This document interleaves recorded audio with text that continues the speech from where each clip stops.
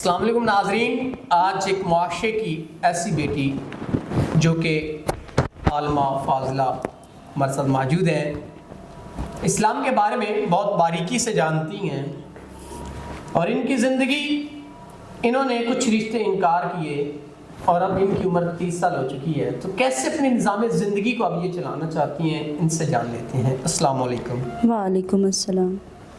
اچھا بہن، آپ مجھے بتائیں، کیا زندگی کے مسئلے مسائل، کیا پریشانیاں جنہوں نے آپ کو جھنجھوڑ کے رکھ دیا؟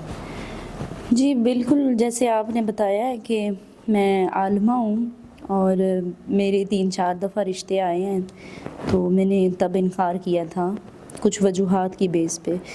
تو اب میرے والدین کا انتقال ہو گیا ہے، تو بھائی جو ہیں میرے، وہ جداد پہ ان کی نظر ہے، اسے ہڑپ کرنا چاہتے ہیں، تو زندگی بہت مشکل ہو گئی، اب کوئی رشتہ نہیں آتا، تو میں بچوں کو پڑھا کے اپنا زندگی کی۔ کتنا مشکل ہوتا ہوگا آپ کے لیے بچوں کو پڑھا کے ان کا نظام زندگی، من کے آپ نے خود کا نظام زندگی، بچوں کو پڑھا کے آپ خود کا جو نظام زندگی چلا رہی ہیں، یہ کس قدر مشکل ہے آپ کے لیے؟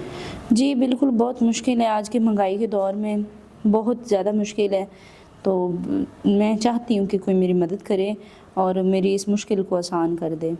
ناظرین یہ چاہتی ہیں کوئی ان کی مشکل کو حل کرے اور آسان کر دے، اور ان سے سیدھے الفاظ میں کہیں تو نکاح کر لے۔